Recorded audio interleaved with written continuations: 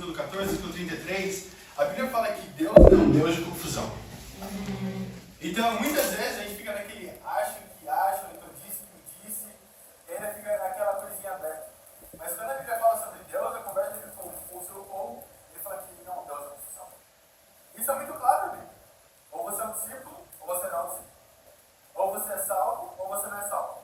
Ou você está na luz, ou você está nas trevas. Ou você serve a Deus, ou você serve a Satanás. Ou você é um filho de Deus, ou é um filho de Satanás. E a Bíblia deixa isso bem claro. Mas muitas vezes é difícil aceitar isso. Você pode falar com um cristão hoje que está afastado dos caminhos de Deus e perguntar para ele: você ainda é cristão? Sim, eu sou cristão, mas eu estou só um pouquinho, assim, eu não realmente vivo, não vou mais à igreja, não leio mais a Bíblia, mas ainda sou cristão. Então ele está naquela zona de penumbra. Eu não estou nas trevas, estou nessa zona aqui meio clara, sabe, um cinzento. Mas isso não é verdade. Deus deixa as coisas bem claras para a gente. E foi por isso que ele deixou a Bíblia. Para que a gente pudesse seguir a Bíblia para poder realmente obedecer. Então, eu acredito que as direções e as intenções de Deus são sempre muito claras. E algo que Deus ama usar é o fogo. Eu não sei vocês, mas quando Deus usa o fogo, eu penso que é porque o fogo chama muito a nossa atenção. Certo? Se tem alguma coisa pegando fogo e tem algum cheiro de queimado, todo mundo, quando você entra naquele salão, naquele quarto, começa a sentir cheiro de queimado e fica prestando atenção. De onde está vindo isso? Eu lembro quando na outra casa que a gente estava, a gente foi a Samara, o Bruno estava fazendo arroz e queimou o arroz. Na hora que queimou, já começaram vamos começar a queimar. Mas é sempre assim, certo? O fogo sempre chama a nossa atenção. Mas da mesma forma também Deus usa o fogo para chamar a atenção do seu povo. Vamos abrir a Bíblia em 1 Reis, capítulo 18. Eu acho que essa é uma das escrituras favoritas da Bíblia, que fala sobre Elias, os profetas de Deus. Então, em 1 Reis, capítulo 18,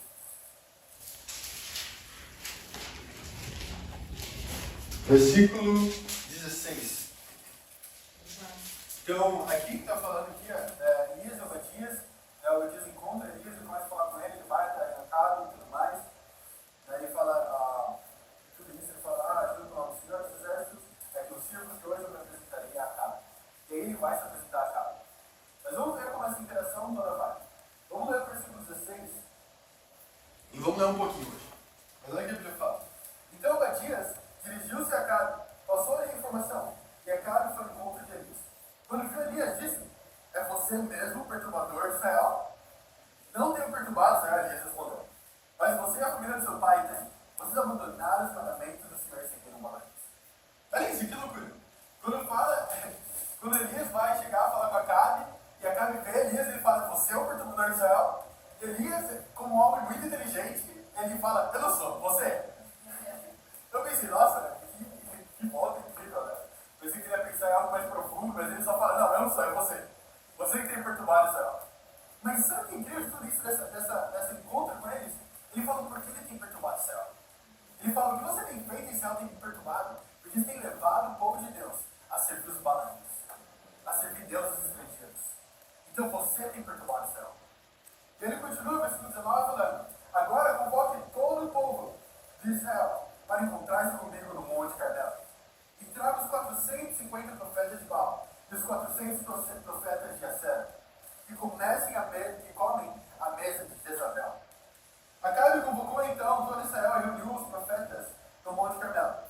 Elias dirigiu-se ao povo e disse: até quando vocês vão oscilar para um lado e para o outro? Se o Senhor é Deus, sigam, mas se Baal é Deus, sigam. Então qual que era o problema aqui? O problema que estava acontecendo não é que o povo não tinha mais ninguém que servia a Deus no do céu. Não é que eles não acreditavam mais em Deus e viraram ateus ou algo assim do tipo. Não, a realidade que aconteceu é que dentro do povo de Deus, eles começaram a servir outros deuses apesar disso. Então eles trouxeram os profetas de Acera para dentro de Deus, os balaíns para dentro do povo de Deus. E aí quando Elias vê isso, ele fala: vocês têm que escolher um lado. Ou vocês vão servir a Deus, ou vocês vão servir aos balaíns. Ou vocês vão estar com Deus e seguir a Deus, ou vocês vão realmente querer voltar para os balaíns e viver a vida como vocês têm vivido.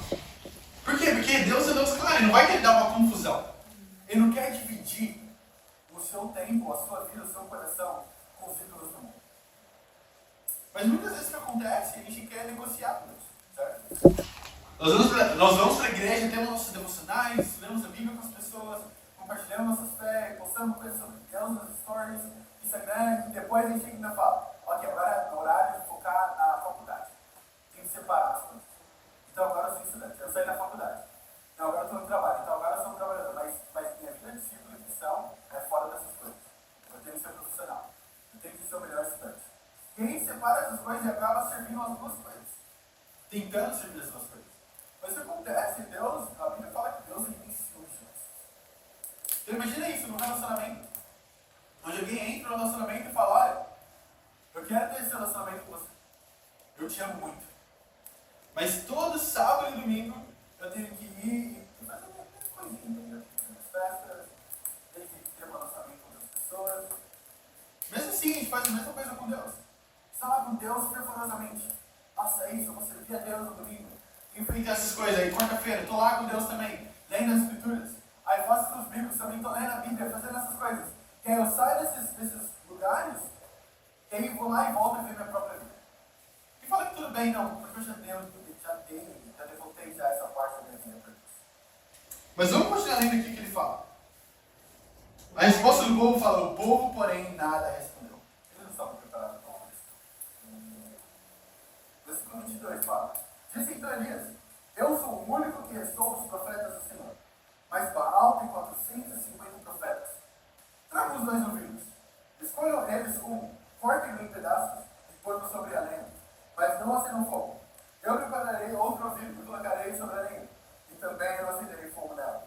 Então vocês invocarão o nome do seu Deus, e invocarei o nome do Senhor, do Deus e do Deus. O Deus que responder por meio do fogo, esse é Deus. Então todo o povo disse, o que você disse é bom. Eles gostaram da ideia. Eles gostaram da ideia, então o que Elias está fazendo uma proposta aqui? Ele fala, quer saber? Vamos fazer isso. Vamos fazer o seguinte. Vocês vão pegar uma vida, vocês 450, profetas de Baal, vão colocar no seu altar, vão cortar o novilho em pedaços, mas não vão colocar fogo na lenha. Eu vou fazer a mesma coisa, pegar o novilho, colocar no altar de Deus, cortar em pedaços e não vou colocar fogo. E o Deus que responder com fogo, esse é Deus. E aí eles vêm com isso tudo, eles falam, isso é ótimo. Nós somos 450 profetas.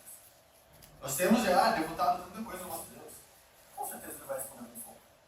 E algo interessante é que o Deus de Baal, na verdade, era conhecido por todas essas coisas, por também força e poder. Eles soldaram ao povo deles. Mas olha isso que a gente continua lendo. Ele fala no versículo 25, Elias disse aos profetas de Baal, escolham um dos ouvidos e preparem no primeiro, visto que vocês são tantos. Clamem pelo nome do seu Deus, mas não acendam fogo.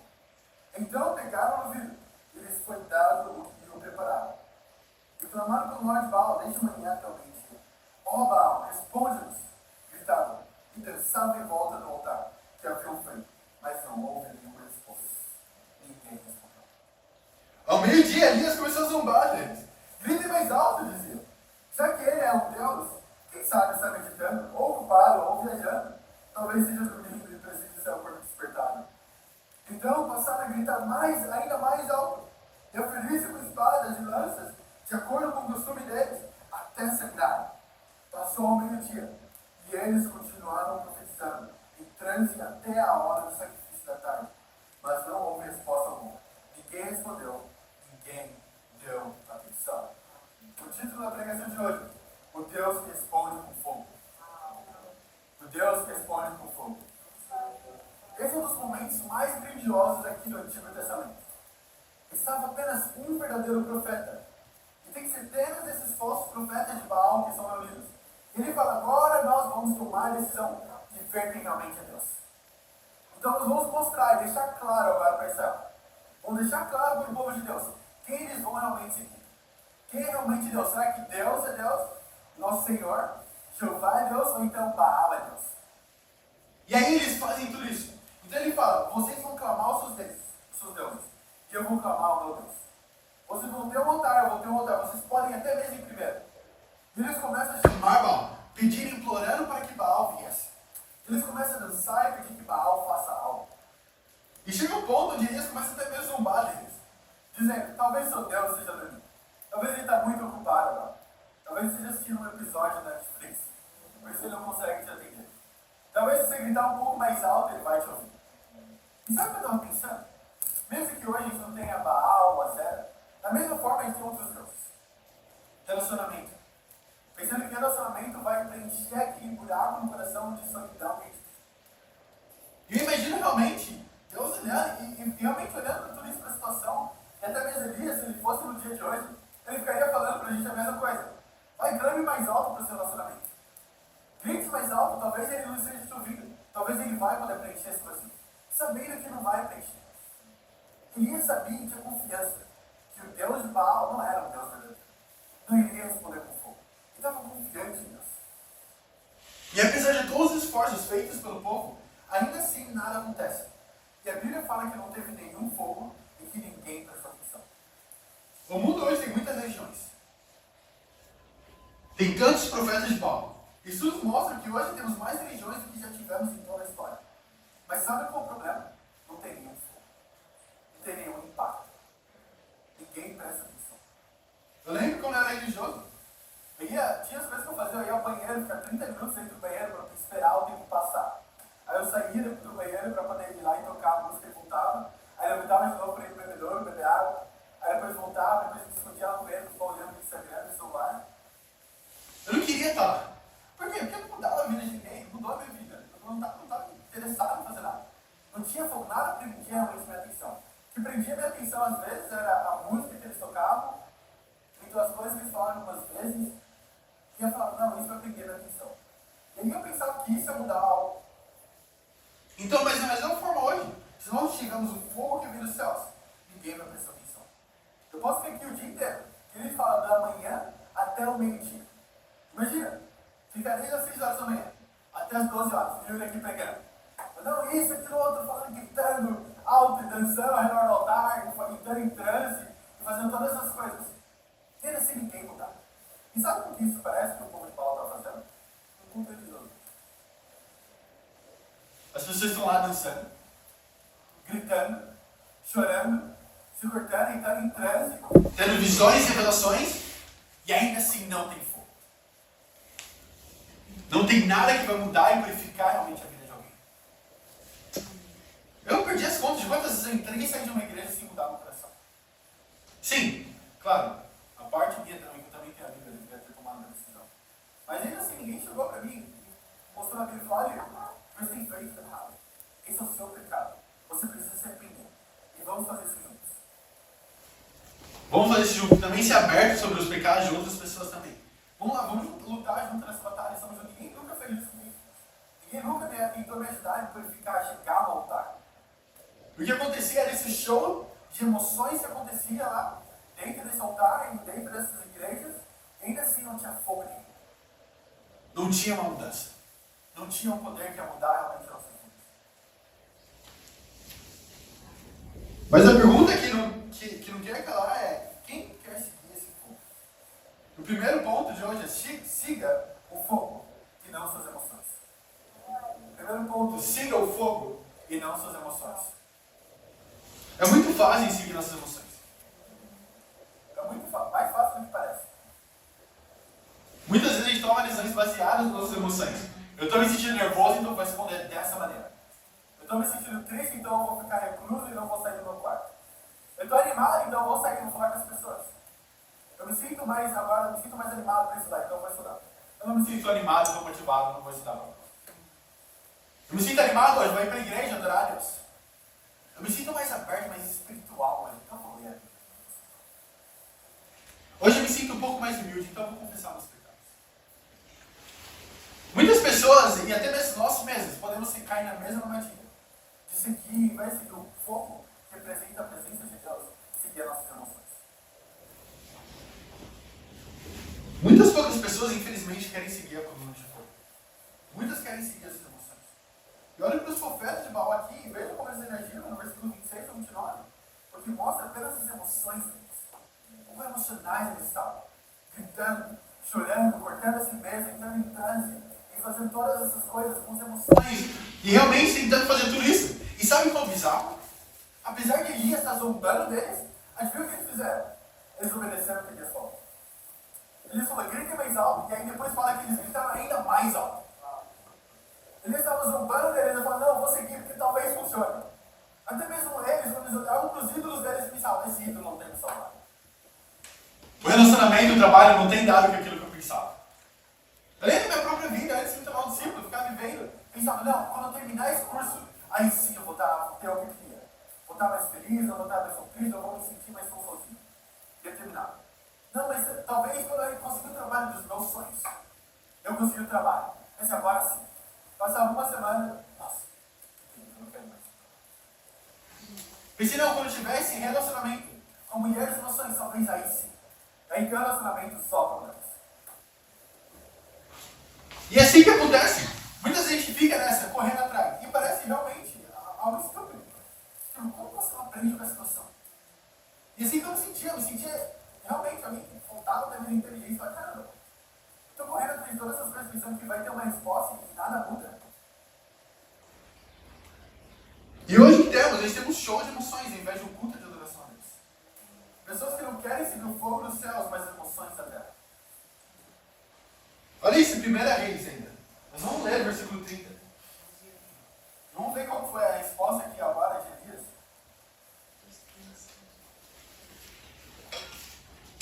Mesmo capítulo 18, mais no versículo 30.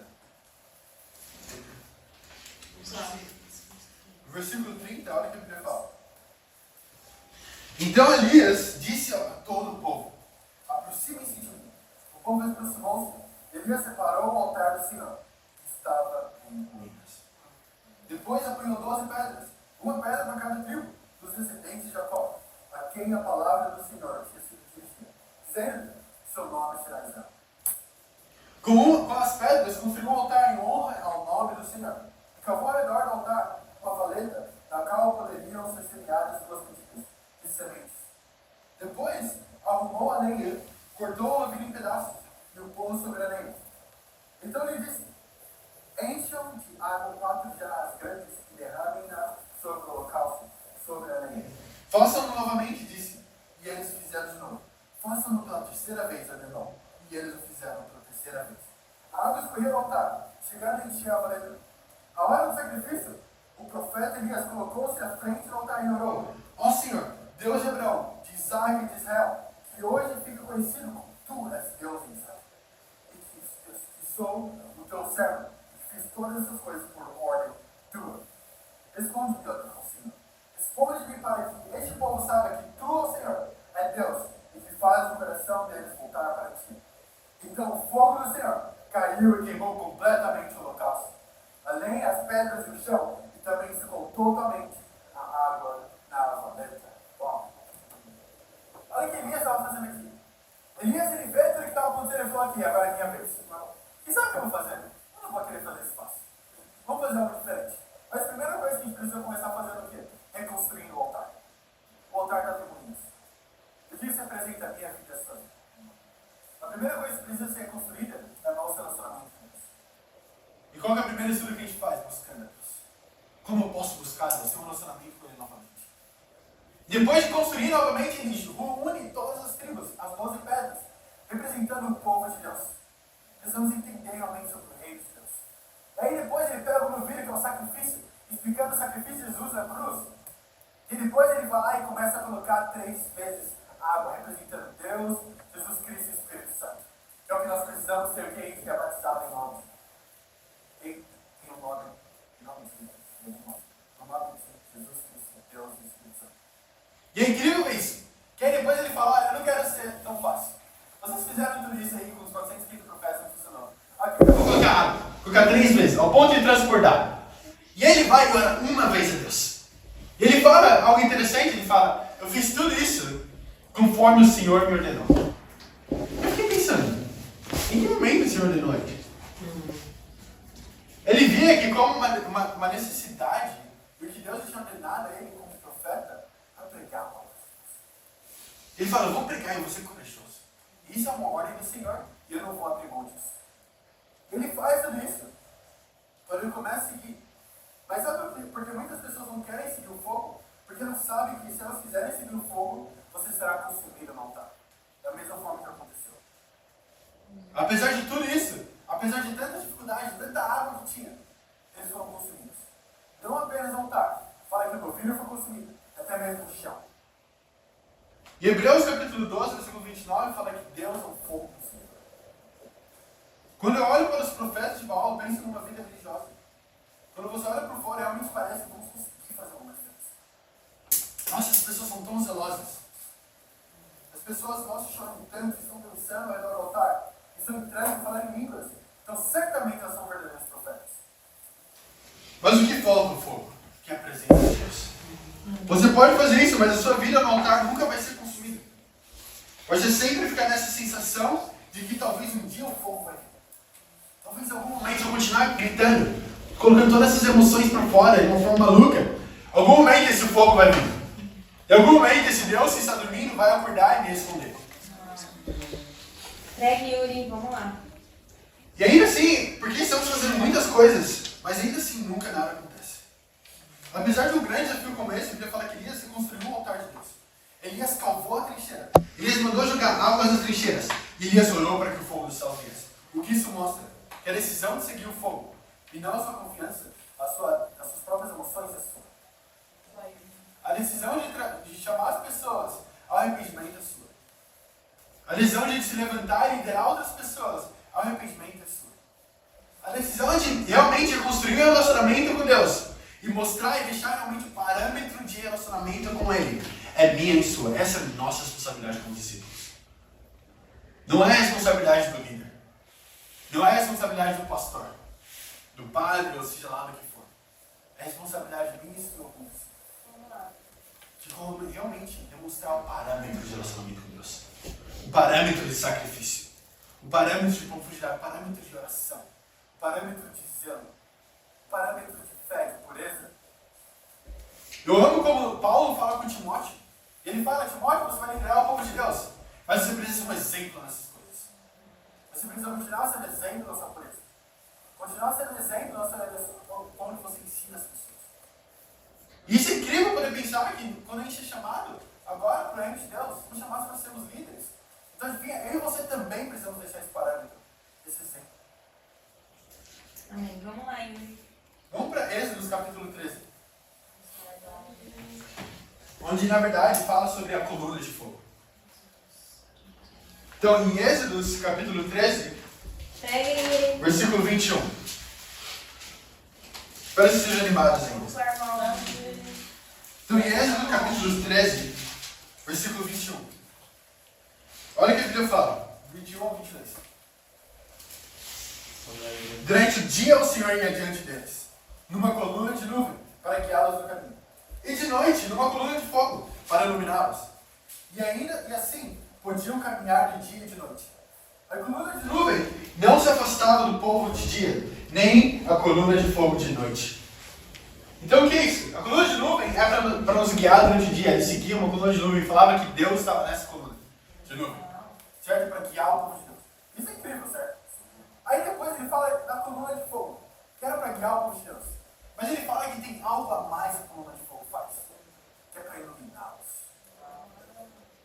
E eu acredito que Deus fazia isso não apenas para ir fisicamente iluminar o caminho deles, mas para mostrar tudo que estava entre eles.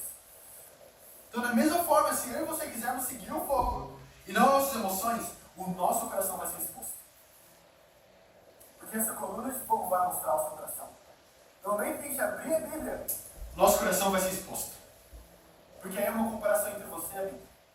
Não é mais a comparação entre você e o seu amigo do lado, você e a pessoa da faculdade, você e o seu professor e o pastor, não. É você e a Bíblia. E aí o seu coração vai ser exposto. E sempre vai ser dessa maneira. Se você quiser fazer parte do reino de Deus, você precisa entender que durante o dia, você pode até mesmo parecer como um de nós. Mas durante a noite, quando a coluna de fogo vier, vai ser realmente exposto se você é um discípulo ou não. Vai chegar uma hora que Deus expõe nossos corações. Será que realmente quer fazer outros discípulos? Será que vai se negar diariamente? Será que vai calcular o custo, abrir mão de tudo, de todos para poder seguir a Cristo? Carregar sua cruz diariamente? Amar uns aos outros como Jesus Cristo nos amou? Será que realmente é esse o seu coração? E a presença de Deus vai expor esse coração. Vamos lá. 1 Pedro, capítulo 1. Vamos lá, Yuri, prega. Eu acho que muitas pessoas gostam da ideia de ser exposto. Eu, pelo menos, não gostava. Vamos lá. Mas se não for exposto, nada pode ser lidado. É verdade. Às vezes, essa questão de ser exposto não é nem mesmo algo de alguém escondendo o pecado. Eu acredito que muitas vezes é exposto para que nós mesmos julgamos. Eu amo quando a Bíblia fala em Salmos, fala sobre orgulho, por exemplo, fala como que é um colar. Então, o colar eu mesmo consigo ver. Mas quem está de fora, olhando para mim, vai ver esse colar. Então, mesmo que eu não veja, precisa ser exposto. Então, olha isso, 1 Pedro, capítulo 1, mas no versículo 7. Olha o que a Bíblia fala. Assim acontece que fique comprovado que a fé que vocês têm, muito mais valiosa do que o ouro que perece, mesmo que refinado pelo fogo, é genuína e exultará em louvor, glória e honra, quando Jesus Cristo for revelado. Então, o que Deus usa para ver a nossa fé, para ver se a minha e a sua fé é genuína, Ele fala que Ele usa o fogo. E eu amo o ditado que o nosso líder, ele sempre usa. Ele fala que pessoas são como sachês de chá. São super parecidas quando olhando de fora. Mas se colocadas na água quente, vamos poder ver o cheiro e o sabor das pessoas. Então, realmente, quando colocado no fogo, isso é exposto. Quem você realmente é. Quando é colocado numa situação difícil, vai mostrar para quem você vai correr. Vai correr para Deus ou para Balaim? Quem você vai realmente clamar? Onde o seu coração realmente está? No momento que o discípulo está lá, nossa, me dando um discípulo, que incrível, estou vivendo minha vida como discípulo, estou estudando a Bíblia, estou aprendendo mais de Deus. E aí veio a perseguição. Então vamos ver realmente quem você tem servido. Será que realmente quer estar com Deus ainda? Será que ainda vale a pena, mesmo tendo que abrir mão do relacionamento? Mesmo tendo que abrir mão do meu trabalho? Mesmo tendo que abrir mão dos ídolos que eu tenho tido minha vida inteira? Mesmo tendo que abrir mão de meus amigos e familiares? Será que minha fé é realmente genuína? Muitos de nós não gostamos dessa ideia. Porque pensamos, nossa, por que Deus quer me testar? Será que Ele não confia em mim? Porque, apesar de tudo, eu já fiz tantas coisas para Ele. Mas nós não gostamos de teste na nossa vida inteira. Mas mesmo assim, eu não confiaria no médico que não teve nenhum exame quando estava estudando. Eu já não gosto de nem dessa injeção, para começar. Eu não gosto de agulha, em geral. Eu lembro quando eu fui furar minha orelha. Meu irmão gêmeo, eu tinha 20 anos de idade. Então meu irmão gêmeo foi comigo e ele estava segurando minha mão quando eu estava furando minha orelha. Então isso é o quanto eu não gosto de nenhum tipo de teste ou dor. Mas da mesma forma, você humano. E eu ficava me perguntando, eu lembro de entrar no consultório lá da mulher que furava a orelha. Eu olhei na parede, ela tinha um certificado. Eu comecei a olhar para ver se aquele certificado era real. E eu ficava com medo, eu falei, nossa, e se eu furar e eu for contaminado? Será que ela realmente estudou sobre isso? E meu irmão, tipo, mano, parece neurose, que loucura. Eu ficava com medo, eu falei, nossa, mas se ela fizer alguma coisa errada, se ela for torta, e se ela não furar, tem que furar de novo, e se fechar depois. Eu ficava com muito medo. Mas depois eu fico com segurança, porque eu vi ela fazendo em outra pessoa, e a pessoa saiu super feliz. Ela falei, então realmente ela fez. Mas eu não confiaria em alguém que não foi testado. Da mesma forma, Deus, nosso relacionamento com Ele, para ter confiança, realmente Ele quer nos testar. Para ver, será que a fé desse irmão é genuína? Será que a fé do Musa é genuína? Será que a fé do Yuri é genuína? Da Samara? Será que a nossa fé é genuína realmente para Deus? Isso não acontece apenas nos estudos bíblicos. Acontece como discípulo também. Sim. Nossa fé vai ser testada. Ah, mas eu sou um discípulo, então com certeza minha vida vai ser bem tranquila. Eu já abri mão de tudo, já passei por vários desafios, tendo ir com Deus todos os dias, participo de estudos bíblicos, então eu faço várias coisas, canto as canções, tenho um livro de canções no meu celular. Tenho certeza que eu não vou passar por mais provações. Isso não é real. É bem longe da realidade. A gente vai continuar sendo moldado por Cristo. Continuar sendo provados por Cristo através do fogo dele. Vamos lá. Olha isso, vamos lá para Lucas capítulo 3. Nossa, eu vi essa leitura hoje. Eu achei até incrível. Eu falei, caramba, como eu nunca vi isso antes? Mas olha isso, Lucas capítulo 3, versículo 16.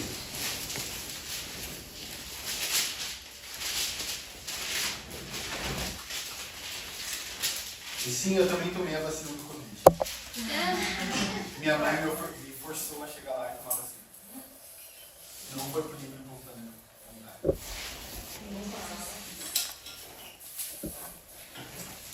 Então, em Lucas capítulo 3, olha o versículo 16 que a Bíblia fala. João respondeu a todos: eu o batizo com água, mas virá alguém mais poderoso do que eu, tanto que não sou digno nem de desamarrar as correias de suas sandálias. Ele os batizará com o Espírito Santo e com fogo. Eu amo a escritura. Eu estava lendo, eu fiquei pensando, nossa, ele fala de João Batista, certo? Eles começam a falar, nossa, João Batista é um profeta, ele talvez seja o Messias. Ele fala, vocês não têm vida, eu não sou o Messias. Na verdade, o Messias, aquele que eu estou preparando o caminho para, ele vai vir aqui.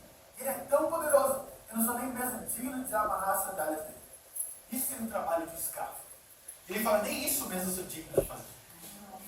E ele virá, ele não batizará apenas com o Espírito, mas com fogo. E eu fiquei pensando, o que significa esse batismo com fogo? Eu falei, caramba, será que é com fogo? Fogo? Tipo, fogo? Eu falei, eu não quero ser batizado com fogo, tipo, fogo, e me queimar. Aí eu fiquei pensando, eu falei, nossa, qual é o significado disso? Eu fui ver, na verdade, a palavra em grego, de fogo.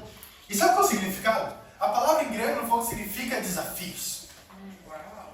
E eu fiquei pensando, uau, quando ele batizar o Espírito, que a gente vê depois em João, capítulo 3, como 7, que a água e o Espírito seria o batismo, na verdade, das águas, é quando recebe o Espírito Santo, mas ele fala também com fogo e seriam desafios, que até mesmo depois do batismo, nós passaríamos por esse batismo que é com fogo, que é para provar a minha e a sua fé, se é realmente genuína. Ele fala que Jesus Cristo ele viria para isso. Então, adivinha, ele não veio para nos dar uma vida no resort, no spa, ficar uma vida tranquila, sem desafios. Não, mas para provar você. Para provar o seu coração. Até mesmo com Jó. Eu fiquei pensando, nossa, Jó, o desafio de Jó começou apenas depois, quando ele perdeu todas as coisas. Não, o desafio dele começou até mesmo antes, quando ele tinha tudo. Sendo desafiado e provado, até mesmo, será que tendo todas as coisas? Necessidade de nada. Será que ainda assim sou eu a necessidade de um Deus? Então Deus sempre vai nos provar para ver a nossa fé. Se é realmente genuína como fogo. Vamos lá. Da mesma forma que Deus, ele é diferente dos médicos, ele está tentando te salvar agora, hoje, mas ele quer te salvar para a eternidade. Por mais incrível que seja, ele quer que você seja salvo pela eternidade. Seja com ele pela eternidade. Segundo ponto da pregação de hoje, do último ponto. Siga o fogo até os céus. Siga o fogo até os céus. Sabe, seguir o fogo sempre vai nos levar em direção aos céus. Quando o povo de Deus seguiu o fogo no deserto, a coluna de fogo, estava levando eles para onde? Para a terra prometida. Para Nova Jerusalém. Então, se eu e você tomamos a decisão de seguir o fogo hoje, qual é a direção que nós estamos indo? Aos céus. Eu acredito que hoje não é diferente. A única maneira para chegarmos lá é se seguirmos a coluna de fogo hoje. Mas o que é essa coluna de fogo hoje? Eu não acredito que seja uma coluna física de fogo. Não é algo físico assim, talvez por causa de GPS, não me engano. Você segue aquilo, você chega lá, e bate na porta, e abre como magicamente lá e sente no céu. Não acho que seja algo desse tipo. Mas realmente algo espiritual.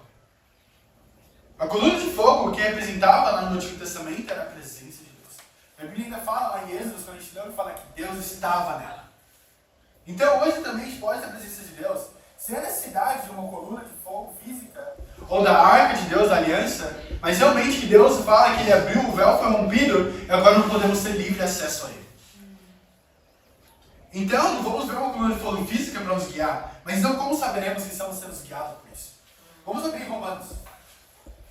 Vamos lá em Romanos, capítulo 8. Então, Romanos é um livro que foi escrito para a igreja de Roma, por Paulo. Mas aqui em Romanos, capítulo 8, quando ele está falando com a igreja, é interessante que a igreja de Roma, na verdade, é uma igreja bem, como fala, com pessoas bem notórias, pessoas bem extravagantes, então líderes. E ele está falando com eles sobre um problema que eles estavam tendo. Olha aqui no versículo 14. Olha o que a Bíblia fala. Porque todos que estão guiados pelo Espírito de Deus são filhos de Deus. Pois vocês não receberam o Espírito que escravize para novamente temerem, mas receberam o Espírito que os adota como filhos, por meio do qual chamamos Abba, Pai. O próprio Espírito testemunha ao nosso Espírito que somos filhos de Deus. Se somos filhos, então somos herdeiros. Herdeiros de Deus e cordeiros com Cristo. Se de fato participamos dos seus sofrimentos, para que também participemos da sua glória. Então, como saber se estamos sendo guiados pelo Espírito? Ele fala que se eu e vocês estamos sendo guiados pelo Espírito para as colunas de fogo, o que precisa acontecer? Ele fala se estamos sofrendo com Ele. Então, a maneira de saber se eu estou sendo guiado pelo Espírito, ele fala que a gente vai sofrer com Ele também, com Cristo. Uau, vamos lá, Igor. Então, qual que é o sofrimento? Ao negar diariamente, carregar diariamente a sua cruz. A Bíblia fala sobre os frutos da carne e os frutos do Espírito em Gálatas capítulo 5. Então, se você quiser saber se você tem produzido os frutos do Espírito, tem sido guiado pela coluna de fogo espiritualmente, veja e compare a sua vida. Quais frutos você tem produzido? Tem produzido os frutos da carne, moralidade sexual, luxúria, mentira, avareza, ou tenho produzido os frutos do Espírito? Amabilidade, fé, perseverança e todos aqueles frutos que ele fala, até mesmo humildade. E sabe o que é incrível? Que ele fala algo ainda mais incrível. Ele fala que aqui também é que esse Espírito, esse fogo que nós recebemos por meio de Cristo, nos torna filhos. E fala que por meio dele nós clamamos Abba Pai. E fala que esse próprio Espírito testemunha que nós somos os seus filhos. Mas olha isso, de onde essa palavra Abba Pai vem? Vamos para Gálatas capítulo 4. Vamos lá, Igor. Vamos para Gálatas capítulo 4.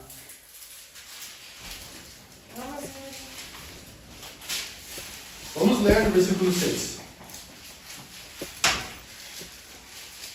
Eu amo a escritura. Fala assim: e porque vocês são filhos, Deus enviou o Espírito de seu Filho ao coração de vocês, e ele chama Abba Pai.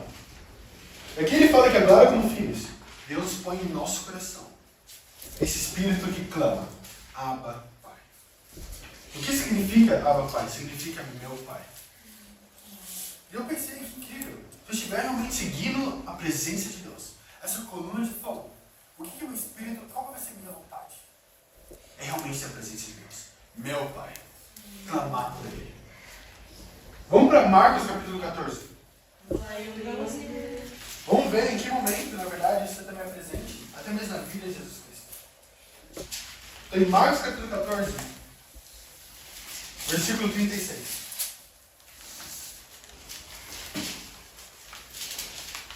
Marcos capítulo 14, versículo 36. Olha o que a Bíblia fala. A gente pode ler o versículo 35. Aqui é quando Jesus estava no Getsemane, preparando a si mesmo para ir morrer na cruz pelos nossos pecados. E aí ele chama os discípulos com ele para orar com ele nesse momento, porque ele estava passando por muita pressão. E olha o que ele fala no versículo 35. Indo um pouco mais adiante, prostou-se e orava para que, se possível, fosse afastada dele aquela hora. E dizia: Abba, Pai, tudo te é possível. Afasta de mim este cálice. Contudo, não seja o que eu quero, mas sim o que tu queres. Jesus Cristo clamou Abba, Pai. O que isso significa? Mostra que o nosso coração como discípulos tem que sempre estar chamando pela presença de Deus. Mas não apenas isso. Quando ele clama Abba, Pai, ele está lutando contra a sua própria vontade para fazer a vontade de Deus. Ele estava lutando contra essas vontades, falando: Deus, esse cálice, se é possível. Eu sei que tudo é possível para o Senhor. E se possível fosse, afaste de mim esse cálice. Mas ainda assim, meu coração e minha alma clamam e ainda quer fazer a tua vontade. Eu quero fazer a tua vontade, apesar de tudo. E esse é o Espírito que coloca no nosso coração, que a Bíblia fala em Romanos. Que também é de querer fazer a vontade de Deus, apesar de tantos desafios. Em 1 João capítulo 2, versículo 6 fala: aquele que diz que está nele, também deve andar como ele andou. E olha para a sua vida. Olhe para a vida de Cristo e veja em quais momentos você não tem seguido o fogo. Em quais momentos eu não tenho clamado e realmente querendo seguir a vontade de Deus. Seguir realmente ser guiado pelo Espírito Santo. Ser guiado pelas colunas de fogo. Um profeta que me anima muito, vamos abrir em Jeremias. Um profeta que me anima muito é Jeremias. O coração dele sobre querer seguir a vontade de Deus era incrível. Eu não tinha o coração de tenho o quê? Como obrigação. Já que eu tenho que fazer isso, Eu sou obrigado a fazer isso. Já que é esperado de mim que eu faça isso, eu vou fazer. Mas olha como ele descreve esse espírito que estava dentro do coração dele. Então, em Jeremias capítulo 20, vamos ler no versículo 7. Ainda mais, até mesmo no começo, o título dessa passagem, fala que a queixa de Jeremias. Ou então as reclamações de Jeremias. Então aqui Jeremias está reclamando do diabo. Ele está levantando uma reclamação para Deus. Mas vamos ver o que ele está reclamando. Olha o versículo 7 fala: Senhor, tu me enganaste e eu fui enganado. Ele fala: Deus, eu pensava que era outra coisa. Eu entrei nessa vida de ser um discípulo, de te seguir, esperando uma coisa completamente diferente. E eu fui enganado por você. Eu estou aqui agora, eu estou preso na situação. E olha o que ele fala: foste mais forte do que eu e prevalecesse. Sou ridicularizado o dia inteiro. Todos zombam de mim. Sempre que fala é para gritar que é violência e destruição. Por isso, a palavra do Senhor trouxe-me insulto e censura o tempo todo. Mas se eu digo, não mencionarei, nem mais falarei em teu nome. É como se um fogo ardesse em meu coração. Um fogo dentro de mim. Estou exausto tentando contê-lo. Já não posso mais. Uau. Esse era o coração de Jeremias. Ele fala: Deus, você é mais forte do que eu. Quando eu entrei nessa vida de ser um discípulo, se eu sou profeta, eu não sabia que seria dessa maneira. Toda hora que eu abro minha boca para pregar a tua palavra, é destruição, é fogo. E aí eu estou lá fazendo tudo isso. Mas quando eu tento conter essa palavra, quando eu tento não pregar mais essa palavra, não fazer mais a tua vontade, é como se fosse um fogo que ardesse dentro de mim. E já sou exausto tentando contê-lo. Já não posso mais. Isso é o coração de Jeremias. Mas esse também precisa ser o nosso coração. De realmente ver toda a situação e ficar pensando: nossa, quando alguém passa por perto de mim, eu não compartilho a minha fé. E eu como fogo que não consegue contar, fala: caramba, eu não compartilhei minha fé com essa pessoa. E você começa já a se coçar, caramba, eu preciso falar de Deus. Eu preciso falar com essa pessoa. Eu preciso ir e compartilhar sobre quando Deus tem sido incrível. Mas até mesmo não apenas isso, porque quando Jeremias pregava, ele falava de destruição. Então chegar e avisar: olha, se você não mudar a sua vida hoje, você vai morrer, você vai para o inferno. Você precisa se arrepender, precisa estar com Deus, seguir uma vida realmente piedosa com Ele. E eu penso que muitas vezes não é algo tão difícil para muitos de nós. Nessa vida religiosa de: não, eu posso passar dias e dias sem nem mesmo falar de Cristo. Vem pessoas, vem pecado e fica quieto. Eu estava compartilhando com alguns discípulos algumas vezes que algo que às vezes me deixa até mesmo abismado é quando eu estou sentado, até mesmo no shopping, numa mesa, e alguém senta na minha frente. Eu fico pensando: se eu não compartilhar minha fé com essa pessoa, é a pior coisa que eu posso fazer na minha vida. É como se Deus escancarasse as portas dos céus pedindo: pelo amor de Deus, compartilha sua fé com essa pessoa. De todas as vezes, escolheu sentar na minha frente. E se eu não compartilho minha fé, eu fico lá, não consigo fazer mais nada. Tudo que fica na minha cabeça é aquilo: cara, eu preciso falar, eu preciso compartilhar minha fé com essa pessoa. Mas ela está no celular, mas ainda assim eu preciso compartilhar minha fé com essa pessoa. Isso nunca mais dela. Assim, caramba, eu vou ter que compartilhar. Eu conto. 1, 2, 3, eu vou. Oi, tudo bem? Prazer, meu nome é Yuri. Aí eu compartilho, eu começo a falar de Deus para essa pessoa. Compartilho e chamo ela para a cidade. E aí eu falo: ufa, consegui falar. E caramba, não consigo me conter mais. Mas essa é a vida como discípulo.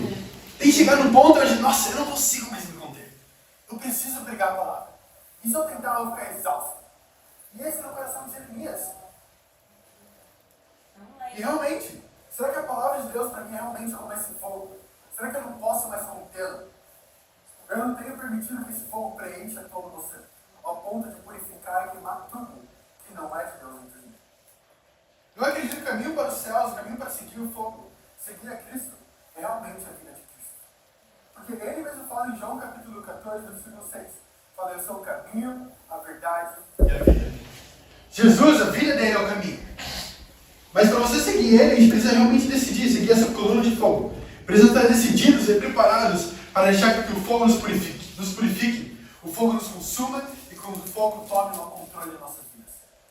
Quando você olha para a vida de Cristo, entendendo que ele tem seguido o fogo a vida inteira dele, o que isso mostra? Para onde o fogo levou ele? Para a cruz. Seguir o fogo vai demandar que você sacrifique. Vai te levar a sacrificar ainda mais por Deus.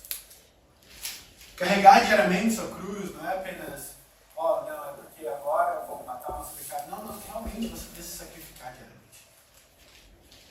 vai precisar abrir mão de alguma coisa a mais todos os dias. Apesar de tantos desafios, tantas coisas que você já abriu mão, Deus ainda quer te purificar mais e mais. E esse fogo, que são realmente essas lutas, essas tribulações, é para nos purificar, para sermos genuínos. Da mesma forma como o ouro, para ser purificado, precisa passar várias e várias vezes no fogo. E cada vez que passa, fica menor. Mas ainda assim fica o quê? Fica mais valioso. E aí, quando a Bíblia fala sobre que ele cresce ou diminua, pensa que é no mesmo processo. Eu passei uma vez pelo fogo. Então, o que acontece com o ouro? A barra de ouro diminui. Mas fica mais valiosa. Mais uma vez pelo fogo, fica ainda menor, mas ainda mais valiosa. Mais uma vez, até um ponto que fica tão valiosa e tão pequena. E tudo que você consegue achar é o quê? É um genuíno ouro. Um ouro puro, que vale muito mais. Da mesma forma, o nosso coração com Deus.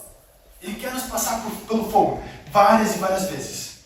Até que realmente nós purifiquemos nosso coração de todas as impurezas que vêm do mundo. E sabe qual é a parte mais difícil? É que cada dia que a gente sai para lá de fora, tem muita impureza. Então o que a gente precisa fazer é realmente nos negar diariamente. Então a gente colocar para o lado, negar cada uma dessas impurezas que vão vir. Não apenas impurezas sexuais, mas até mesmo realmente impurezas de motivações. Nossa mentalidade, como nós vemos o mundo. Então se você ou você quiser decidir seguir o fogo, o que é necessário? Nós precisamos seguir Jesus Cristo até a cruz. Precisamos seguir Ele e a vida dele. Onde ele foi para o sacrifício. Vamos para Salmos 39. Vamos fechar essa última escritura.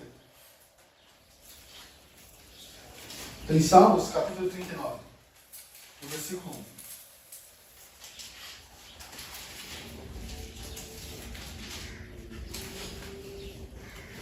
Salmos 39, versículo 1 ao 5. Olha o que a Bíblia fala. Eu disse, vigiarei a minha conduta, e não pecarei em palavras. Porém, mordaça em minha boca, enquanto os ímpios estiverem na minha presença. Enquanto me calarei, resignado, e me contive inutilmente, de angústia aumentou. Meu coração ardia no peito. E enquanto eu meditava, o fogo aumentava. Então comecei a dizer, mostra-me, Senhor, o fim da minha vida, e o número dos meus dias, para que eu saiba como frágil sou.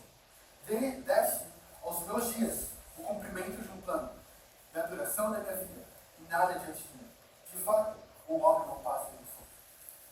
Então, quando Davi escreve esse salmo, algo que me chama muita atenção aqui, ele fala que enquanto eu me calei resignado e contive inutilmente, minha angústia aumentou. E quando ele fala, ele se calava e não falava, não pregava, ele fala colocar até mesmo uma mordaça na frente dos ímpios, para que não pregasse mais. Mas ele fala que fez tudo isso de uma forma inútil. E ele fala que tudo isso, ele começava, e até mesmo a angústia dele aumentava. Ele fala que o coração dele ardia. Ele fala, enquanto eu meditava, o fogo aumentava. Então eu comecei assim. E aí ele começa a se humilhar perante Deus. Então se você quer que esse fogo aumente, se você quer ser controlado por esse fogo que vem dos céus, o que você precisa fazer? Meditar na palavra de Deus. Meditar na palavra de Deus. Então eu tenho um desafio para vocês hoje. Estude a Bíblia. Estude a Bíblia. Leia mais dela. Aprenda mais sobre Deus. Veja mais pregações. Eu amo muito o grupo da igreja que eles ficam mandando várias pregações. Continue assim, medite mais na palavra de Deus. Por quê? Porque isso vai aumentar ainda mais o desejo de estar com Ele. Ainda mais esse fogo que vai arder. Que você não vai ser nem possível conter esse fogo. E realmente, pare de lutar contra o fogo. E se renda. Deixe ser controlado por Ele. Consumido e purificado. E sabe qual foi o final de Elias? Depois de trazer o fogo dos céus. Depois de fugir, depois de realmente ir pregar novamente. Quando ele levanta o profeta, o jovem profeta Eliseu, que vem seguindo a ele, o que acontece é que vem uma carruagem de fogo do céu. E esse fogo que eles tanto seguiam, o levou aos céus. E da mesma forma para mim e para você, é a realidade hoje. Se nós seguirmos o fogo, seremos controlados pelo fogo, purificados por ele, seremos